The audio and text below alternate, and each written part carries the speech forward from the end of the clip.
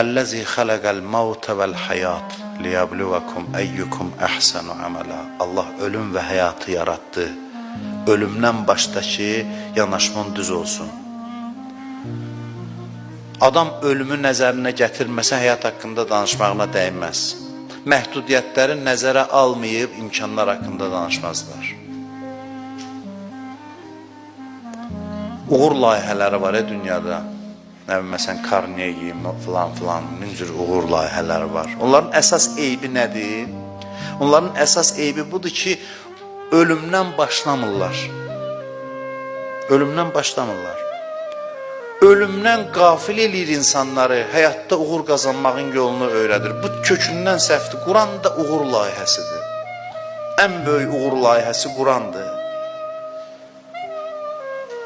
Quran ən əsas reallıq ki, insanlar onu unutmağa çalışır. Ən əsas reallıq olan ölümdən başlayır həyatı izah eləməyə. Həyatı təfsir eləyir ölüm pəncərəsindən. Ölüm qapısından həyata daxil olur ki, baxışı düzgün formalaşdırsın.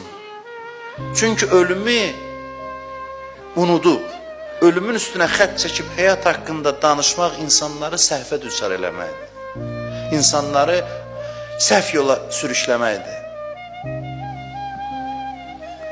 Həyatdan əvvəl ölümü nəzərə al, sonra başqa cür tanıyacaqsan həyatı və qaydalarını. Bundan sonra biz həyatdan danışacağıq, amma yadınızda olsun ki, qısa dünya həyatının qaydaları haqqında danışırıq. Çox tezliklə bitəcək.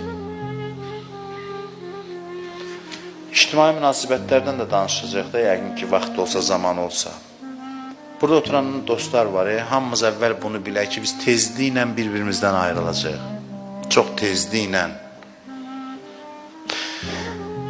Tezliklə bir-birimizdən ayrılacaq, ona uyğun münasibət quraq gəlin. Dəyməz ki, küsəsən, bunun məsələn bir ilini küsül olasan, 2 ilini belə olasan, çox tezliklə əziz dostlar bir-birindən ayrılacaq, burada oturanların hamısı.